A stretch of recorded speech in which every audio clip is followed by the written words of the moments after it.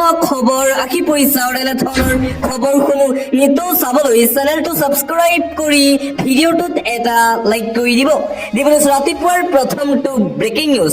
জুবিন গাৰ্গৰ মৃত্যুৰ ঘটনাৰ সন্দৰ্ভত মুখ্যমন্ত্ৰী হিমন্ত বিশ্ব শৰ্মাৰ পত্নী ৰিণিকী ভূঞা শৰ্মা আৰু সাংসদ পবিত্ৰ মাৰ্ঘেৰিটাৰ বিৰুদ্ধে গুৰুতৰ অভিযোগ উত্থাপন কৰিছে বিধায়ক অখিল গগৈয়ে।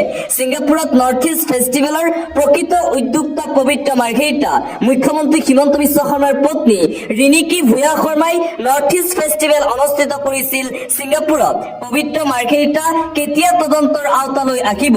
মুখ্যমন্ত্ৰী হিমন্ত বিশ্ব শৰ্মাৰ পত্নী ৰিণিকী ভূঞা শৰ্মা কেতিয়া আহিব তদন্তৰ আওতালৈ? এই বিস্ফোৰক অভিযোগ উত্থাপন কৰিছে শিৱসাগৰ সমষ্টিৰ বিধায়ক তথা ৰাইজৰ দলৰ সভাপতি অখিল গগৈয়ে। অতি শীঘ্ৰেই মুখ্যমন্ত্ৰী হিমন্ত বিশ্ব শৰ্মাৰ পত্নী ৰিণিকী ভূঞা শৰ্মাক SIT-য়ে তদন্ত চলাব লাগে বুলি মন্তব্য কৰিছে বিধায়ক অখিল গগৈয়ে। আন এটা ব্ৰেকিং নিউজ।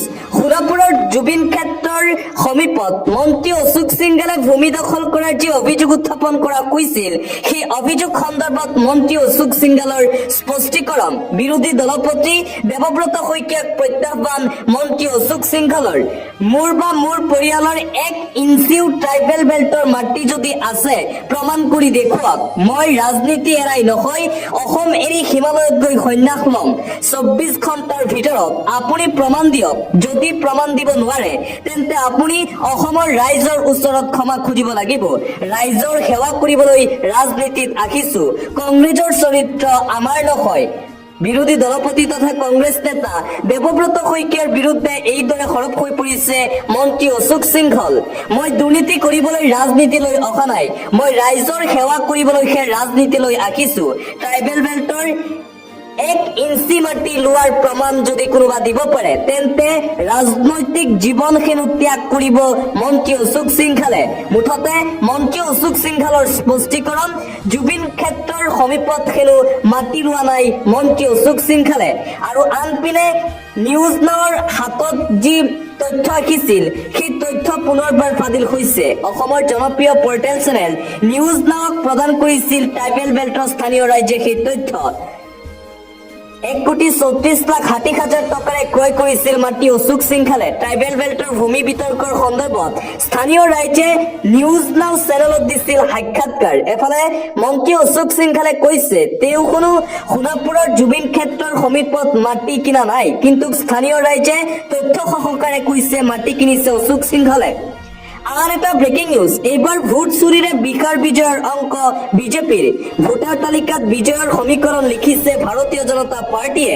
নিৰ্বাচনৰ পূৰ্বেই লিখা হৈ গ'ল নেকি ফলাফল? ৰাহুল গান্ধীৰ সংবাদমেললৈ আহিল নাম কৰ্তনৰ অভিযোগ। বিজেপিয়ে দিলে কি উত্তৰ? যোৱাকালি পুনৰবাৰ ভোট চুৰিৰ সন্দৰ্ভত ৰাহুল গান্ধীৰ বিস্ফোৰক সংবাদমেল। এটা ঘৰত 501 জন ভোটাৰ ব্ৰাজিলিয়ান মডেলে ভোটদান কৰে ভাৰতত। ভোট চুৰিক লৈ যোৱাকালি হাইড্ৰজেন বোমা বিস্ফোৰণ ঘটালে কংগ্ৰেছৰ যুৱৰাজ তথা বিৰোধী দলপতি ৰাহুল গান্ধীয়ে।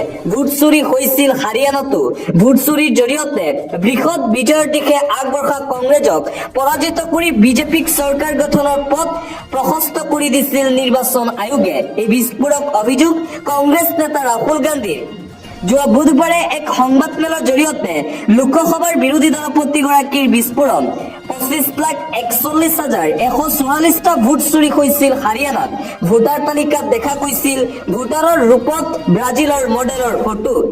এই ফটো বিশিষ্ট ভোটাৰগৰাকীয়ে 10টা বুথত দিছিল 22টা ভোট। তদুপৰি উত্তৰ প্ৰদেশৰ বিজেপি নেতা কৰ্মীয়েও ভোট দিছিল হাৰিয়ানাত। ভোট চুৰিৰ সন্দৰ্ভত যোৱাকালি এই বিস্ফোৰক সংবাদমেল কংগ্ৰেছৰ যুৱৰাজ ৰাহুল গান্ধীৰ তথ্য সহকাৰে A to Z ভোট চুৰিৰ তথ্য ফাদিল কৰিছে ভাৰতৰ নিৰ্বাচন আয়োগ আৰু বিজেপিৰ বিৰুদ্ধে। বিজেপিয়ে কেৱল মাত্ৰ চুৰিৰ জৰিয়তেহে এতিয়া নিৰ্বাচন জিকি আছে বুলি মন্তব্য কংগ্ৰেছৰ যুৱৰাজ ৰাহুল গান্ধীৰ। আৰু আনপিনে আজি বৃহস্পতিবাৰ আৰু আজি ৰাতিপুৱা 7 বজাৰ পৰা আৰম্ভ হৈছে বিহাৰ বিধানসভা নিৰ্বাচনৰ প্ৰথম পৰ্যায়ৰ ভোট গ্ৰহণ। পুৱা 7 বজাৰ পৰা চলি আছে ভোট গ্ৰহণ প্ৰক্ৰিয়া। 121টা সমষ্টিৰ বাবে প্ৰথম পৰ্যায়ৰ আজি ভোট গ্ৰহণ চলি আছে বিহাৰত। বিহাৰৰ ৰাইজ ওলাই আহি ভোটাধিকাৰ সাব্যস্ত কৰি আছে। আন এটা গুৰুত্বপূৰ্ণ খবৰ, প্ৰাণৰ শিল্পী জুবিন গাৰ্গৰ ন্যায়ৰ দাবীত আজিও সৰব ৰাজ্যৰ জনতা। ৰজাঘৰীয়াৰ কিছু কথা বতৰা আৰু SITৰ তদন্তত মুঠেও সন্তুষ্ট নহয় অসমৰ ৰাইজ, যাৰ বাবে বিভিন্ন ধৰণে ৰাইজে তুলিছে সকলোৰে হিয়াৰ আমঠু জুবিন দাৰ ন্যায়ৰ দাবী। আজিৰে পৰা যোৱাকালিৰে পৰা আৰম্ভ হোৱা ৰাস মহোৎসৱতো উত্থাপন হৈছে প্ৰিয় শিল্পী জুবিন গাৰ্গৰ ন্যায়ৰ প্ৰসংগ। ৰাজস্থলীৰ পৰাই মুখ্যমন্ত্ৰী হিমন্ত বিশ্ব শৰ্মাক সকলো কথা ৰাজহুৱা কৰাৰ দাবী উত্থাপন কৰিছে অসমৰ ৰাইজে। মুঠতে জুবিনদাৰ মৃত্যুৰ পিছত জুবিন গাৰ্গক ন্যায় দিবলৈ প্ৰত্যেকটো দিনতে এতিয়া অসমৰ ৰাইজৰ এই তীব্ৰ প্ৰতিবাদী কাৰ্যসূচী দেখিবলৈ পোৱা গৈছে। যোৱাকালিৰে পৰা আৰম্ভ হৈছে ৰাস মহোৎসৱ, আৰু ৰাস মহোৎসৱতো জুবিনদাৰ ন্যায়ৰ প্ৰসংগ। খলনায়ক শ্যামকানু মহন্ত, সিদ্ধাৰ্থ শৰ্মাক শাস্তি দিলে বিশ্বনাথৰ ৰাইজে। বিশ্বনাথৰ ৰাস মহোৎসৱত শ্যামকানু মহন্ত আৰু জুবিন গাৰ্গৰ মেনেজাৰ সিদ্ধাৰ্থ শৰ্মাৰ বিৰুদ্ধে এইদৰেই প্ৰতীকী ৰূপত ক্ষোভ উজাৰিলে শিল্পীসকলে।